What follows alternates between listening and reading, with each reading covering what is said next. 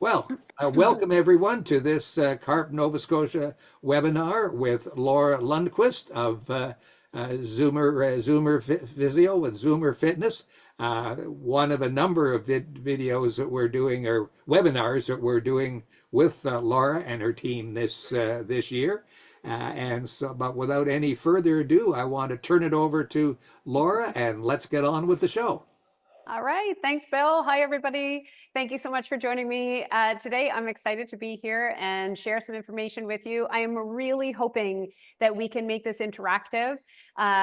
Some of you I know on here know me and know that I certainly could talk for an hour. There's no problem with that. But I think it will be much more valuable if we have a little bit of dialogue back and forth using the chat function to just make sure that you really walk away tonight with some takeaways specific to you. So if you've got any questions that occur to you as we're going through here, please feel free to just pop them into that chat bar. And then when we get to the Q&A in the end, I will go back there and work my way through those questions. Okay. I'm going to share my screen. I think we've got everybody on mute, which is probably helpful just so that we don't get too much background noise. So we'll keep the mics on mute, but if you would like to, again, ask a question, please do just pop it in the chat area, and I will get to that at the end. Bill, if you can just keep an eye on that, if there's anything that's really sort of pertinent to what we're talking about at that particular moment, and you think it's worth stopping me, then please do just interject and interrupt, and I'll answer it in the spot. Okay? I will do that. Okay, good. Thank you. All right, so let's get going. Getting active this summer and avoiding summer-related injuries. We typically, as the days get longer and it gets a little bit warmer, I know some of you, depending on where you're joining us from, it may be even warmer than you would like right now. But still, usually when the sun is shining, even if it's a little hot out there, we are much more inclined to be physically active, especially getting outside and getting some activity and really wanting to get the most out of our spring, summer, and fall months. And so it's really important to avoid summer-related injuries because they do happen. And certainly as a physio, we see lots of them. And there are some things that we can do heading into these warmer months that can help protect us against these kinds of injuries and help us spot them if they're getting started and knowing what to do about them right away. So today, I am hoping that you walk away with a better understanding of the benefits of being physically active this summer. Again, if you've heard me speak before, you know that I am passionate about helping people get and stay moving, even with medical diagnoses and injuries. So I really want you to have a better understanding of the benefits to all of our body systems to getting and staying active, and then also understanding the related risks of some of those common activities, particularly in the summertime, and that you walk away with some practical strategies to reduce your risk and keep your summer activities as comfortable as possible. And if you're comfortable and confident and injury-free, chances are you're having more fun. And we are all about living a life that you love and making sure that you're having fun as your days go on. Before we get into the meat of the talk, I'll give you just a little bit of background about me. So again, my name is Laura Lundquist. I'm a physiotherapist and I've been practicing since 2003. I know that that's hard to believe. I just popped right out of the womb as a physio. So I've been at it for over 20 years in sport and orthopedic physio. I did open Zoomers physiotherapy back in 2018 and then spring physiotherapy just last year in Dartmouth. And we have this Club Z fitness program that I'll talk a little bit about later that is really designed to help people maintain their strength, balance, and mobility as they get older. It's specifically for adults 55 and up, because we just know that it's so important to keep those systems functioning so that you can avoid the kinds of issues and injuries that we're talking about today. And as I mentioned before, I am just absolutely passionate about helping people stay active. I have had the great opportunity through my life to do all kinds of different activities. I started off as a dancer. I did beginner jazz for about 8 years because we were a military family, moved around a lot, and everywhere we went, I signed up for beginner jazz. So I'm very good at beginner jazz, but that's sort of where my dance skills end. And then I became a gymnast, actually. until I fractured and dislocated my elbow. So then I left the gym and became a competitive figure skater, which is where I spent most of my growing up years. And then when I was 16, I had an ankle injury I couldn't shake and decided I wanted to try some different things. So I hung up my skates and picked up my rugby cleats and played rugby at the high school and university level. Along the way, I also competed in bowling internationally in the United States when I was about 11 years old, and a whole host of other sports, volleyball, you name it. So again, I just have seen in my own life and certainly in my clients' lives over the last 20 years, how valuable finding physical activity that you love can be in terms of contributing to the enjoyment that you get in your days, and of course, your overall physical, mental, emotional health. So let's talk about specifically these benefits with summer activity. And I could spend a whole hour probably just talking about the benefits of activity. But specifically, I want to talk today about the mental health boost that we can see with engaging in new and different activities in the summer, the cardiovascular and musculoskeletal benefits, so the things really to our body systems, muscles, bones, and our heart and lungs. And then also the improvement that we can see in mobility and fall prevention and what that can mean for our independence. So just throwing it out there, thinking about these three things, I'm going to invite you now to just type into the chat something that a benefit of summer activity to you. So I just want you to tell me something that summer activity brings to you, to your body, to your mind, to your life, and just type it in the chat. And then let's see what we come up with as a group, and then we'll look at my slides.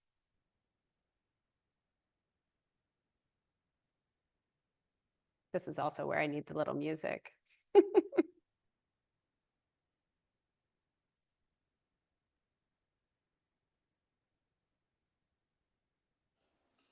I don't see any messages yet.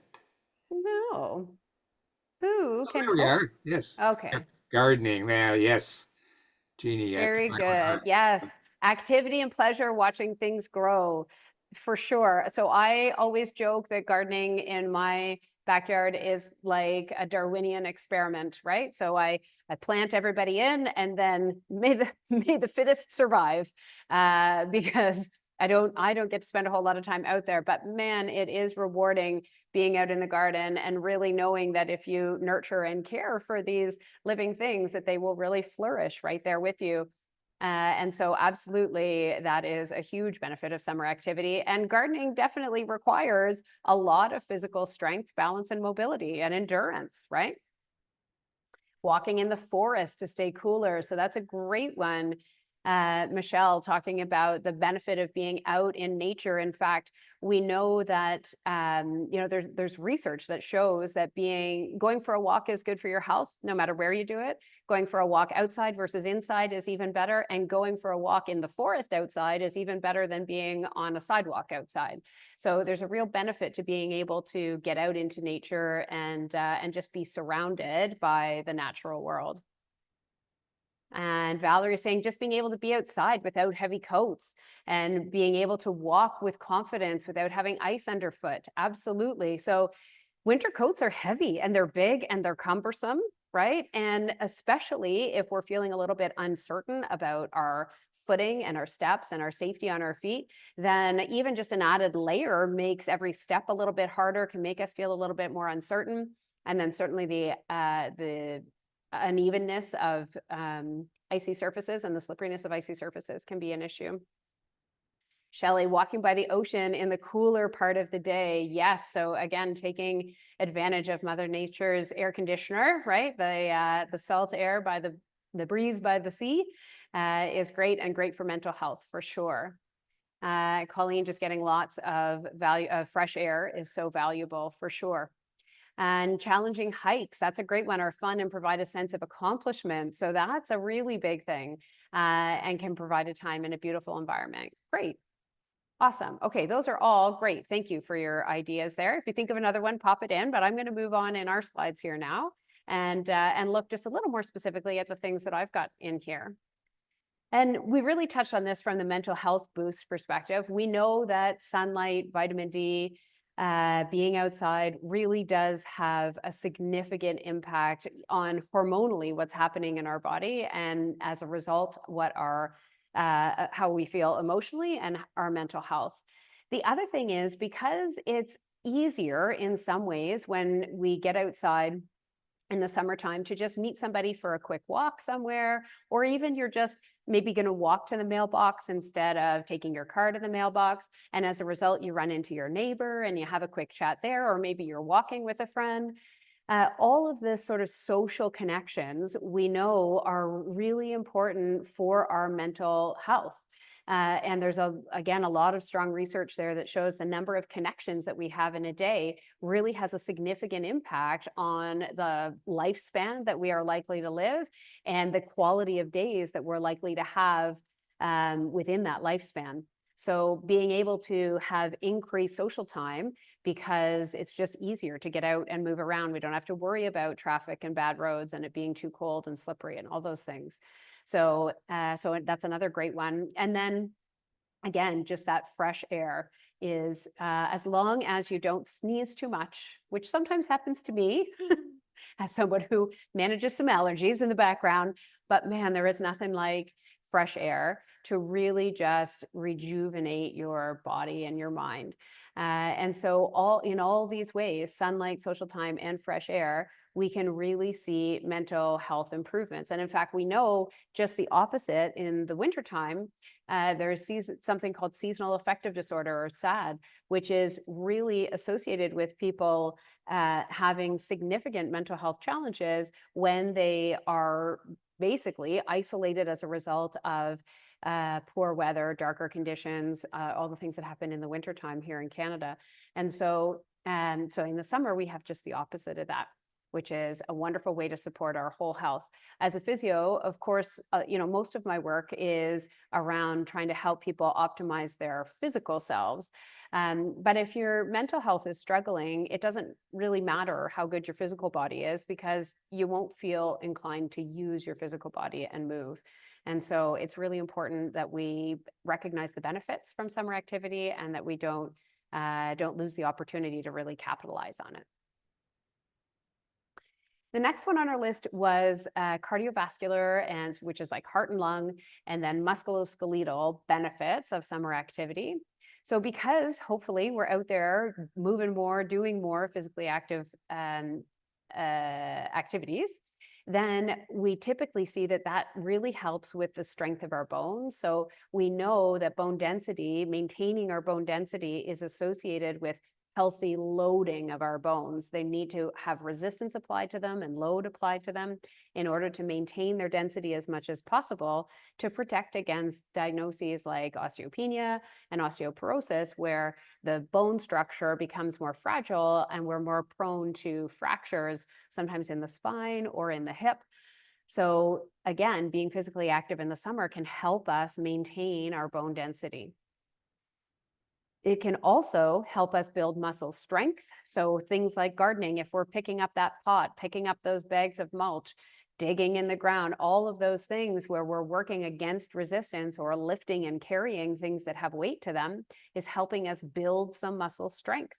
And if often we do those things for a period of time, like gardening, which sometimes is where the gardening injuries come to play, but we build some endurance, right? So it's not typically, if you're working in the garden, it's not typically that you're going to pick up one pot and then your gardening work is done for the day. So because it's something that we spend, a lot of minutes or sometimes hours doing, that does really help us build muscular strength, which is really good to support our body and protect against injury. Improving joint function. So again, if you've heard me speak before, you may have heard me say the physioism, motion is lotion for our joints. So joints were built to move and they love to move. So when the weather is warmer and we're outside and we're moving with more frequency, doesn't even necessarily need to be specific exercise, but we're just moving more. Like I said before, you're maybe more likely to walk to the mailbox instead of driving to the mailbox. Maybe you walk to the little market down the road instead of driving to the grocery store. So all of these little bits of movement that we get more frequently really help all of the joints in our body both the large joints in our hips and knees and shoulders, and also the small joints in our feet and ankle and hands move more frequently. And because they're moving more often, they will stay more mobile, and that helps them function better and be more comfortable, especially if you've got something like osteoarthritis. Movement is really the key to helping those joints optimize how they feel and how they function. So that is really on the sort of muscles and bones ends of things. Then in the cardiovascular, heart and lungs, we know that all activity can help lower blood pressure, lower heart rate. Those things are helping us build a stronger heart, or are evidence of us building a stronger heart, which is effective, which is a muscle, right? It's a big, strong muscle in our body. So when we exercise it, it gets stronger. And then when we have a stronger heart with a lower heart rate, lower blood pressure, that reduces our risk of heart disease for things like a heart attack or stroke. So these benefits are very real and very attainable for most of us. The trick is finding some things in the summertime that you enjoy doing that suit your body well. The last one on our list here for benefits was just talking, and I've touched on it a little bit here, but the big part I want to talk about on this slide is around fall prevention. So we know for seniors that 1 in 3 seniors over the age of 65 will fall this year. Those are the statistics globally. Around the world, 33% of seniors over the age of 65 fall every year. And a significant number of those people have significant injuries that put their independence at risk and their quality of life at risk. And so when we are more physically active and we have better range of motion in our joints, like I was talking about earlier, and we're more engaged in different types of movements that really help our body figure out what our balance points are, where we have good balance, where we might need to have a hand on something in order to be stable and safe. This improved sense of balance and proprioception, which is really just a big word for your brain's awareness of where your body is in space. So because I have, I'm not going to look in my screen. If I'm looking over here and I'm moving my arm, I know exactly what position this arm is moving because I have that proprioception from my brain to my hand. And so when we're doing physical activities and really using our body in a coordinated way, we strengthen that system. And that helps us in the event that we do find ourselves on an unsteady surface or with a little slip or a stumble. That helps us be able to recover our position better. So again, these things, if we can reduce the risk of a fall, that can really help us delay or prevent the need for assisted living if that's what we want. And also helps us build our confidence in what we can do. And I am a big, big believer in making sure that we're not unnecessarily restricting ourselves from activities that we would enjoy because we just don't feel confident in our ability to do it or in our body's ability to do it. So, by choosing activities that you do have some confidence in, you will build more confidence, perhaps to try some other new things, and that helps your body even more. So hopefully at this point, you are in agreement with me that moving this summer is a good idea. And certainly all of you had some great ideas already at the beginning. But let's talk about when it sometimes goes sideways, because it does sometimes go sideways. And this is my list of things, but I want you to just pop into the chat here now. This is another good opportunity. So this is my list, but I want to know what's on your list for things that you're worried about in terms of a possible risk or issue during summer activity. So just see if you can pop it in there for me, and then I'll see if I can touch on it as we go through. Like I said at the beginning, I really like you to be able to take away something that feels really specific to you from this presentation, for those of you that are with me here live. So just pop it in the chat. What's something you're worried about? A body part that you're worried about, or safety of a certain activity, or volume of a certain activity? Anything that's on your mind about what might be coming up in July or August.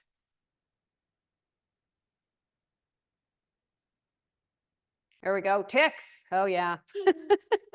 Ticks are definitely a common summer. Now that's a great one, Heather. I didn't think about that, but that is an important one to be mindful of. Absolutely. So regular tick checks and definitely wearing high socks and pants, and sometimes you can even tape them down. And I've even seen some people talk about putting, I'm no expert in this for sure, but putting tape, like a sticky side out on the bottom of your pants so that it prevents the ticks from crawling up your pants. Finding some foot and ankle pain. Okay, good. So we're going to talk about that. Sunburn prevention. We're going to talk a little bit about that. Bees and wasps. Yep, that one is near and dear to my heart. Knee injury. Okay, a chronic knee injury. Wearing an elastic brace to steady it. All right, that's good. We'll talk about knees a little bit here. Overheating and dehydration. Okay, so we're definitely going to talk about that. Oh no, Michelle, a face plant on Frog Pond. Okay, so walking on uneven terrain. I think we've got that here, so that's good. Overextension of the hips, about maybe walking too quickly. Sore back when gardening. Okay. Falls on uneven ground, especially in the sand. Yes. Okay.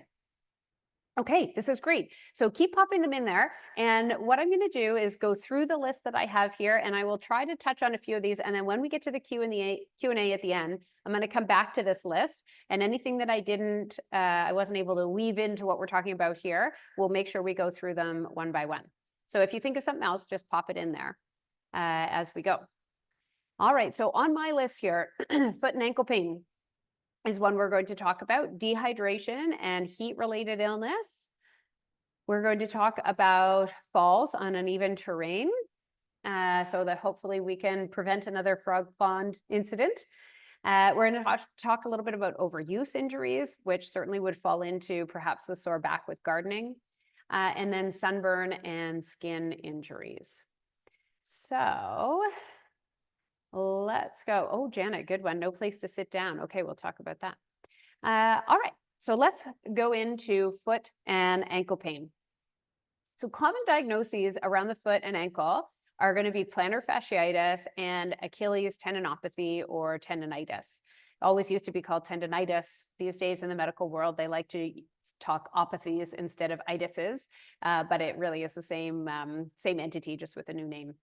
So plantar fasciitis is the pain that typically people will feel along the sole of the foot, sort of underneath the inside part of the heel that extends up through the soft part of the foot towards the toes, particularly on the big toe side of the sole of the foot.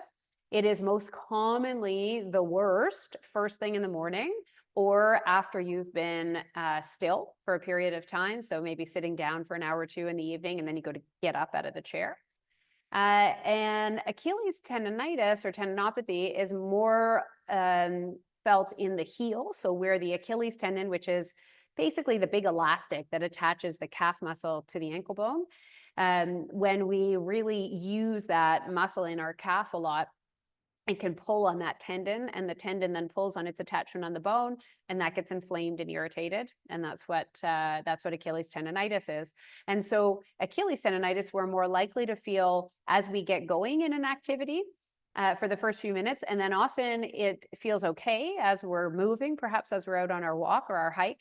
But then when we stop, it really gets sore, and it's often sort of sore to touch as well. Again, along the back of the heel bone there. The reason both of these things tend to creep up with higher frequency in the summertime is that we typically see that people spend more time walking, right? Lots of the examples I talked about summer activity benefits had to do with getting out and walking a little bit more. And so if we're on our feet more, we're using our muscles more, we're applying more pressure through our feet. And as a result, sometimes those tissues, if they're not trained for it, can run into some difficulty.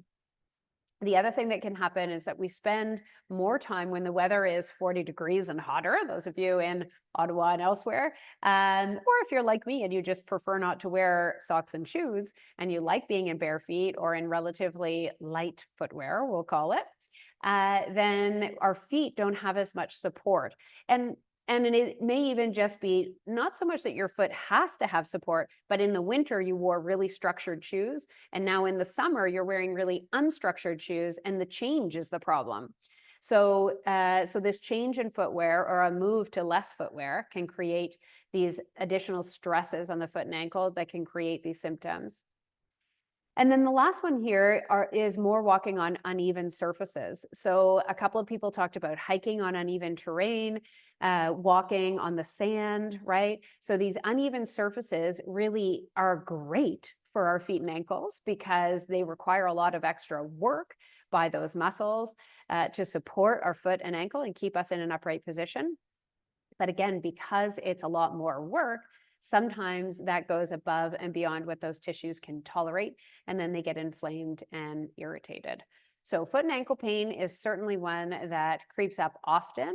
The other time I see it, it can hit people any time of year, but we see a lot of it in the summer. I also see a lot of it in February and March when people go away someplace warm and sunny and walk around on big properties in flip-flops for 10 days and come back often with a raging case of plantar fasciitis, pain on the bottom of the foot, because they just went, again, from their winter footwear into almost no footwear for long periods of walking really quickly. And that change in stress is just more than the tissue can take. And we're going to talk a little bit about management here once we get to the end of our list of injuries. Dehydration and heat-related illness is a really important one. Hot weather certainly increases fluid loss as we sweat, right? And did you know that actually that thirst is actually a late sign of dehydration?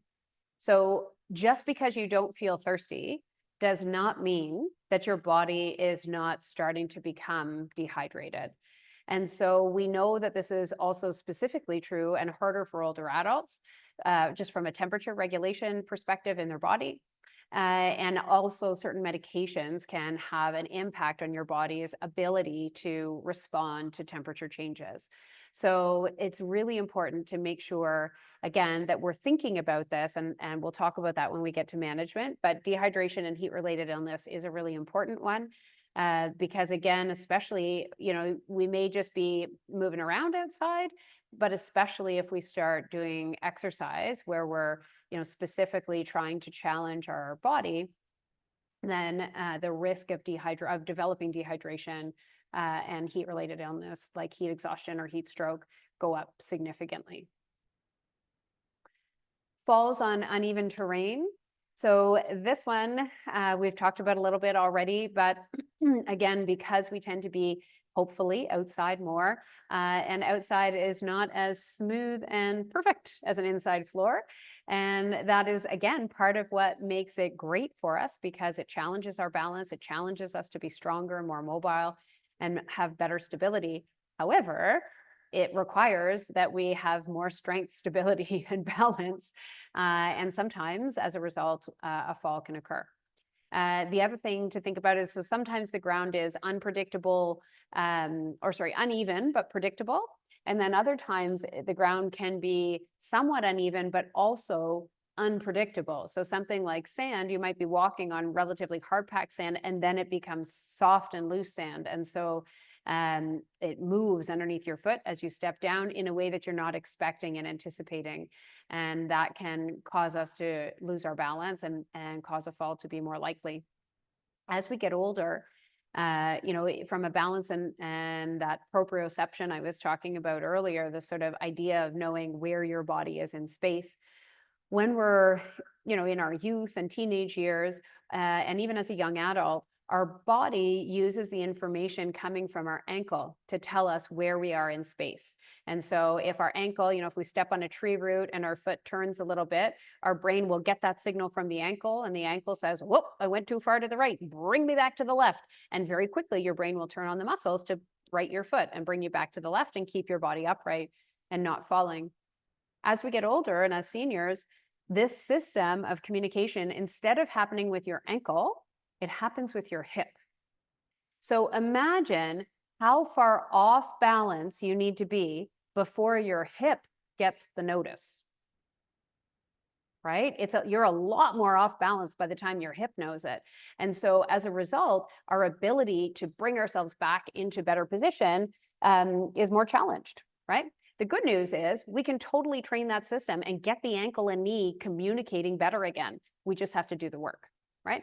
So, but again, it's why these uneven terrains can be a real challenge, because if things are moving underneath our feet and ankles and we're not getting the information until it gets to the hip, then that's a real risk from a fall perspective.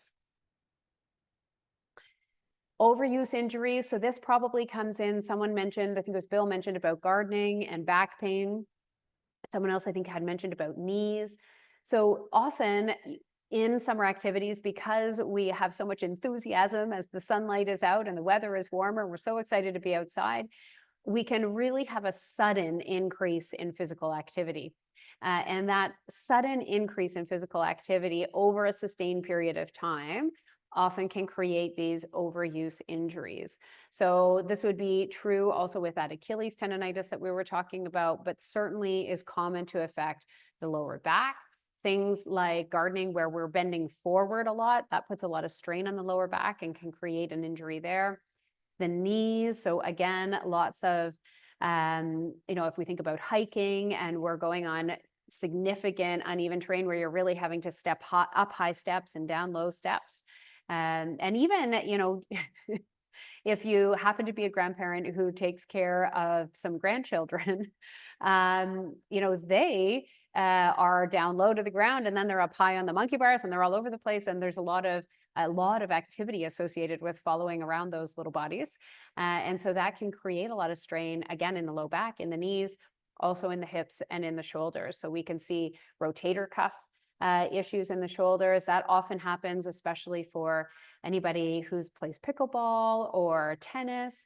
And again, particularly early in the season when our body is just not ready to play at the same volume that it would have been back at the end of last summer. And golf is another good one. I often will see that people have overuse injuries in and around their hip and low back because the movement that we do in golf through our low back and through our hips is totally healthy for our body, but it's not one that we typically do when we're not golfing at the same volume. And so we can often see some overuse injuries to some of the muscles associated with those movements in a golf swing. Sunburn and skin injuries, so these kind of go with our heat-related issues, related but different.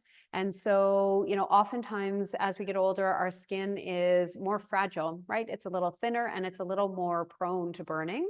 And although the cellular processes for healing continue to happen, they often happen more slowly. And so it's harder for that skin to recover. And also, if you have existing skin conditions, sometimes sun exposure can worsen that. So we want to make sure, of course, that we are protecting ourselves against the sun as best as we can, and perhaps thinking about the times of days that we are choosing to be physically active outside. Okay, now I've been talking for 35 minutes, so I'm going to suggest, if you're comfortable and able, just stand up for a moment. Take a couple of steps on the spot. I can't see you, so I won't know if you're doing it or not, but I trust that you are out there. Although we're inside, I didn't see anybody out on their patio or deck today, but if you are, good for you, you're also outside. But just take a couple of steps. Maybe if you can safely bring your arms up and down this way a little bit, just catch your breath. And then when you're ready, you can sit back down and we'll talk about trying to prevent these things from happening. I started off telling you about how great summer activity was.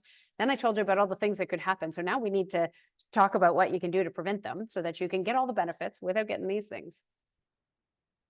So prevention strategies, again, this really, it's not rocket scientists or science, but sometimes we just forget to think about these things. So I wanted to bring them to your attention today. And then again, I'm happy to answer more specific questions when we get to the Q&A here in a few more minutes.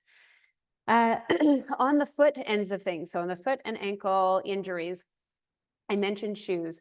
So sometimes supportive shoes and orthotics are needed in order to prevent somebody from developing plantar fasciitis or Achilles tendonitis. And sometimes we have to use them in treatment.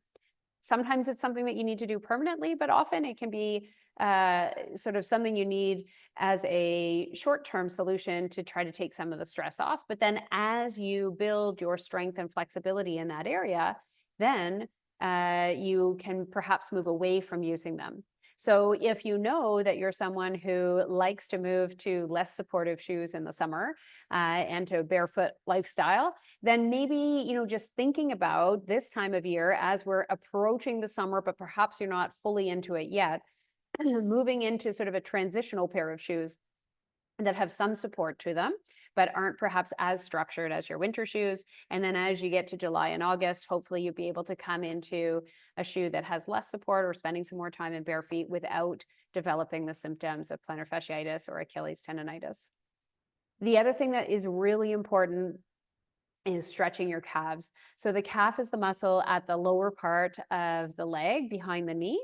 And so I'm just going to show you here quickly, actually, because, and if you've got the space, you want to do it with me, because it's a great stretch for anybody who's out there being physically active, walking or gardening. Really, just about any activity, we should be stretching our calves. So I would ideally have my hands on a surface here, so maybe the back of a chair or a wall, stepping 1 foot forward, and then step my stretching leg back behind, keeping most of my weight in that front leg so that I can just feel it stretching down here in the lower leg behind, in the back of the lower leg. And then we want to hold that position for about 30 seconds, keeping both sets of toes pointed straight forward. And then you're going to do that on the other side. And you might find it feels a little bit different side to side. That's okay. You can adjust that back foot forward or back. But again, always good to be holding something. I would be holding something here if it was easy for me to have it. It's always good to hold something because you don't want to be fighting your balance while you're doing a stretch. I'm all for balance exercise, but while you're stretching, you should be supported so that you don't feel like you have to fight your balance at all. So that's a great stretch to do after walking, after gardening, after hiking, after pickleball, after golf. We used to think about that kind of stretching. You might be thinking, she keeps saying after. Why is she saying after?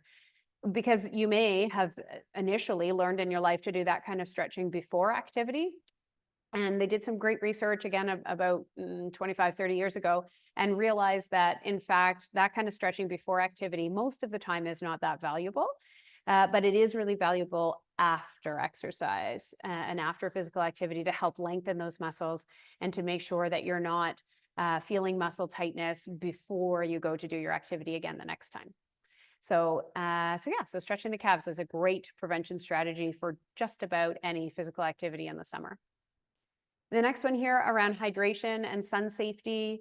So, hydration, trying to get water. I think typically often in North America, and maybe around the world, but I can only speak to our North American experience, we probably generally don't drink sufficient water, certainly to handle the hotter months. And so, one great tip here is, first of all, try to just pair having a glass of water with a couple of things that happen anyway through your day. So when you brush your teeth, you drink a glass of water. When at mealtime, breakfast, lunch, and dinner, hopefully you drink a glass of water. If you do that and you have 3 meals a day and you brush your teeth twice a day, well, now you've already got 5 glasses of water, right? So trying to just pair that habit with a habit that you already have, so that you're getting enough water in on a regular basis is really important. And then the other thing is, during activity, my background as a physio before I opened Zoomers was actually working in elite sport. And so I worked with Canada's national athletes right up to the highest levels. And what we would typically tell anybody participating in exercise and athletics is you want to try to take during exercise. So if you're out for a brisk walk or you're cycling or playing pickleball, you want to try to take a gulp of water about every 15 minutes. So not necessarily a whole glass, right? That's going to sit heavy in your belly and not be comfortable, but a gulp every 15 minutes of sort of relatively intense, moderate exercise. The other thing from a sun safety perspective, sunscreen, of course, is important. Wide brim hats are important in order to give yourself as much shade as possible. Trying to work in the shade when you can is really helpful. I was out for a run on the weekend and I couldn't believe the difference when I was running just on the sunny side of the sidewalk versus on the shady side of the sidewalk. I actually changed sides of the sidewalk to get into the shade, just to get a little bit of that protection. So just making those little changes can go a long way. Think about your garden and try to do the gardening in the shade as the sun moves, move around your garden to chase the shade, right? From a warm up and cool down routine. So, again, we talked about the importance of stretching and I showed you that calf one as far as after activity. And before activity, when we're talking about things like a walk or gardening, it's not that you need to go through a really extensive warm up like you might if you were about to go play hockey game, for example, or a pickleball game. But it is important to just gradually ease into your activity. So trying not to choose the most strenuous part of what you're going to do at the beginning, and just try to ease into that peak in the middle and then finish off with some easier activities is a really nice way to just sort of let your body know that you're starting to do some work, then work really hard, and then let your body cool down a little bit before you're all the way finished for the day. Pacing and progression. So again, progression of activity during a specific day is important, but then also just thinking about as you get going, how are you going to, so let's take a walking program, for example. Lots of people this time of year are interested in starting a walking program or increasing their walking program. So, I would typically, if you're just getting started, I usually suggest to people to do it every second day so that you have a recovery day in between. And if you're trying to progress your program and really be able to walk for longer periods of time, that you choose to have some shorter and some longer walks each week. So it's not that every walk is going to be the same distance. And also, trying to vary up your route. Often we are creatures of habit and we go out the house, turn right, and take that route for our 45-minute walk. If nothing else, just sometimes go out and turn left and take that route, or go to the end of the road and turn the other direction. So just so that the stress and strain on your body changes a little bit so that it's not the same thing over and over again. And then the last thing here, which is near and dear to my heart, is building balance and strength, exercises to prevent falls and to improve your ability to do all of the activities that you're wanting to do. So, again, when I think about the young athletes that I've worked with over the years, we would never send a hockey player who's, let's say, 15 or 16 out to only play hockey and just play hockey games. Games, no practice and no strength and conditioning and no skills. But for some reason, as we get older, we like to just do the activity, and we sometimes set to the side doing the strength, balance, and mobility work that allows us to have the skills to then be able to do the activity without running into injury. And so finding a way to incorporate some balance and strengthening into your life is really important. And that's why we love our Clubs Ed Fitness program so much, because it really does help people do that. So building on what we've talked about here, these are just some other safe activity ideas, right? So if it is super hot outside, here in Halifax, it has only been, I would say, the last 2, maybe 3 years of my career that I have had clients coming in saying, well, listen, I was planning on walking this summer, but it's just too hot. I can't do it. And so, the weather really is changing depending on where you are. And so looking for opportunities to be able maybe to walk in an environment that is cooled. So a mall walk is great. Sometimes we think of that for winter time, but we can do it equally as well in the summer. Gardening, again, thinking about using ergonomic tools so that we can avoid those stooped postures that really put pressure on our low back, and maybe using some wider grips that are helpful for our thumbs and wrists and finger joints if we've got osteoarthritis, and making sure that we're taking regular rest breaks. Someone was mentioning about, the issue with walking and maybe not being able to find a place to sit down. So a really great option is if you can find even just a tree and then lean your back against the tree and step your feet out a little bit so that you can lean your body weight against the tree, is a great way to be able to offload your back a little bit, relax your muscles, but then just give you that short break and off you go. Swimming, again, great option in the summer, typically helps us stay cool. And aquatic fitness, again, an awesome idea. I'm a big fan of aquasize and swimming. If it suits you well, it's really great for the body. We always, I like to say, need to do some land-based exercise too, because we are not mermaids. We live in a land-based world. So we need to do some strength and balance and mobility work on land, but also incorporating some time in the pool is great, and especially great in the summer when it feels good to cool the body down. And then thinking about also these indoor or virtual fitness options for really rainy days or really hot days, so that you're sort of weather independent, right? You can get your activity in no matter what it's doing outside. The last thing here before I'll just open it up to finish up with the Q&A with anything else you'd like to talk about is about when to seek help. So this is a question I get as a physiotherapist all the time of like, I didn't know if I should come in, or am I here too early, or should I have been here 2 weeks ago?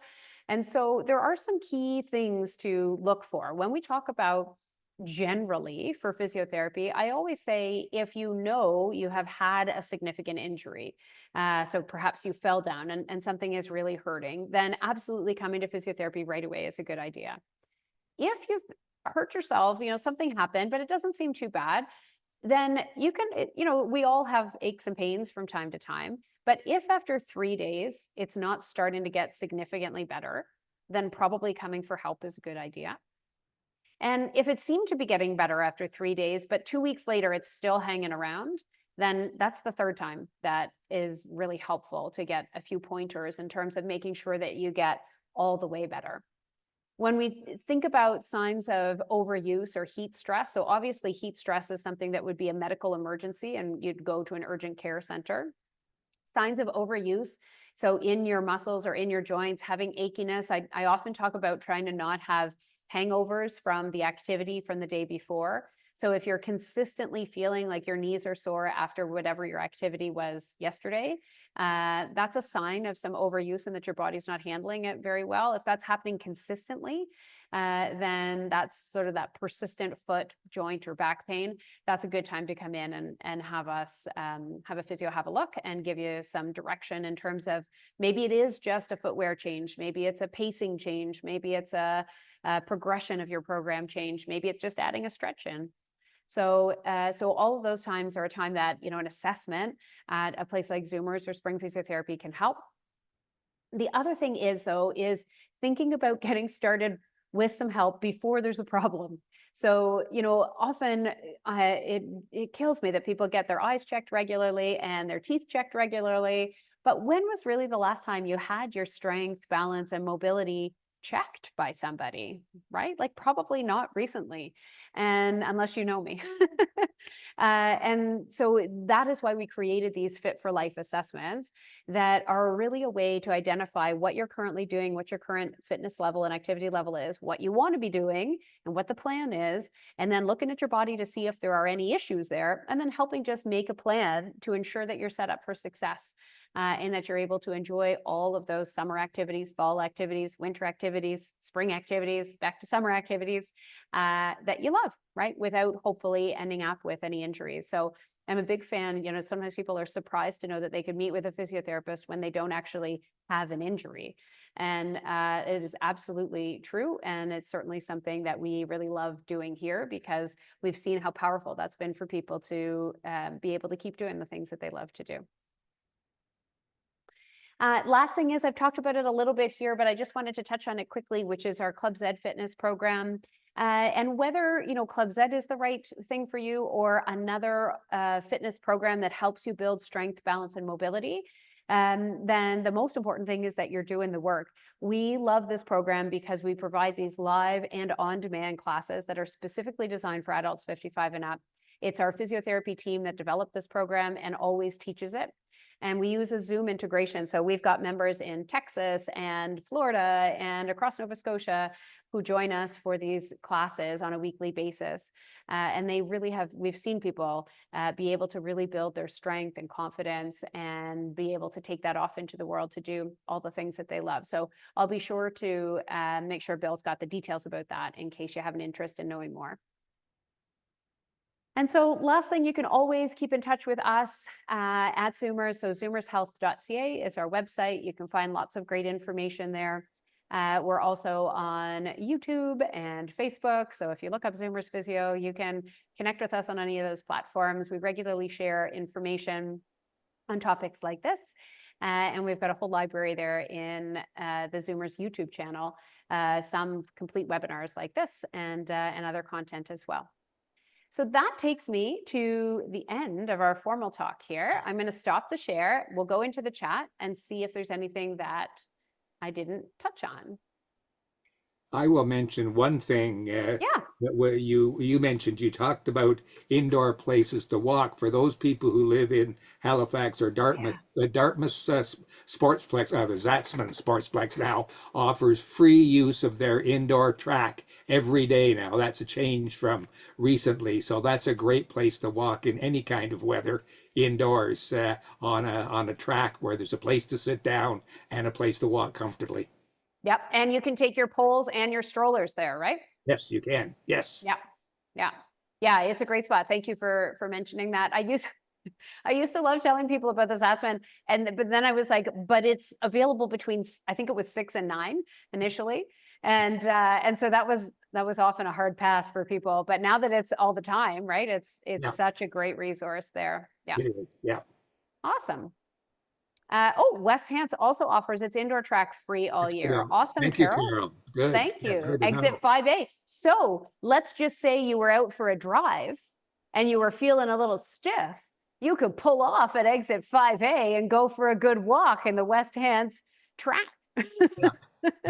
That's a lovely facility, a lovely track. We've done Nordic walking classes there. Yeah, highly recommended. Thanks, Carol. Awesome. Excellent. Okay, I see one question here about nerve impingement in the neck, and it's hard to gauge how much you can do without making it worse. That is absolutely true. That can be a tricky line to follow. And so my suggestion with that would always be, hopefully you're working with a physiotherapist who can help guide you a little bit with that. There's definitely lots of things that you can do, even if with a nerve impingement, but it is important to have some professional guidance so you know which symptoms you really need to listen to and which ones you should be able to move past if you can. Heather is asking, great question, is water always the best choice, or are electrolyte beverages ever required? So generally speaking, if you are from an exercise perspective, so we'll take away heat just for a second. From an exercise perspective, if you are exercising for 90 minutes or more in a row, you should be replacing electrolytes for sure. So that is a good rule of thumb, and that has to do, of course, with how much salt you're losing, basically, as you're perspiring in order to manage your internal temperature as you're exercising. So that would speed up probably a little bit. I can't give you a specific time, but I would say, if you know the conditions are really hot and you are going more than 30 or 40 minutes, then electrolyte replacement isn't a bad idea for sure. And sometimes also, again, as a physio, nutrition is on the side of my scope, but not all the way in there. But also, sometimes people are really worried about glucose or sugar, right? But we need carbohydrates and sugar, especially if we're sweating a lot and exercising. So that's where, and again, this is no product endorsement whatsoever. But it'd be a But good idea to explain. I bet there's some of us don't know what electrolyte beverage is. So what, give us. yeah, so there are some beverages that are they just are like infused with electrolytes. So, and I can't even tell you honestly, I couldn't call one to my brain right now. Things like Gatorade and Powerade also have the electrolytes in them, but they also have sugar in them, right? And glucose in them. So What about G2, Gatorade Zero? I've heard that is sugar-free. it is sugar-free. And so again, I would need to look at the label to feel totally confident with it. But what I would suggest is that, so G0 people like because there's no sugar, and people for good reason are often wary of sugar. And full on Gatorade and Powerade has a lot of sugar in it, right? It's sort of like pop. But there is a G2. So there's G0, which has 0 sugar, G2, which is in the middle, and then like full on Gatorade. G2, I have been told, is a better mix of some glucose and electrolyte and fluid. So, that might be kind of a happy medium for people to think about. But again, if you're not sure, just stop in and talk to your pharmacist. They'll know way more than me. And they'd be able to point you towards, what the best options are there for you. But, if we're out for a 20-minute walk, electrolyte replacement probably isn't a big deal. But if we're sweating heavily because we're working really hard or the environment is really hot, then that's an important thing to think about for sure. Great question. Thanks, Heather. Any other questions there? No. Looks like that's it. Well, I will, while people are thinking, I'll remind everybody that this has been recorded and we will be sending you all a link to the recording. Now, give me a few days to do it because we do edit out the beginning and the end, and Laura will have some information that she'll be giving me to put in it. So it takes a few, but you'll certainly have it by this time next week. And also want to let you know that in the fall, we're going to have 2 more webinars from Zoomer Physiotherapy, and one is on knee hip arthritis, right? Yep, And the other is on falls prevention. So that's it. Yeah. those will happen later in the fall, not early in September when everybody is busy doing things, but we'll offer both of them, and Laura or one of her staff will be back with us then. So I want That's to the plan. thank you all for taking the time out on the sunny day for coming, and thank you very much, Laura, for another really interesting session. I'm sure we all learned a lot about it. So thank you, Laura. Thank you. Oh, thank you so much for having me. Great. Thank you, everyone.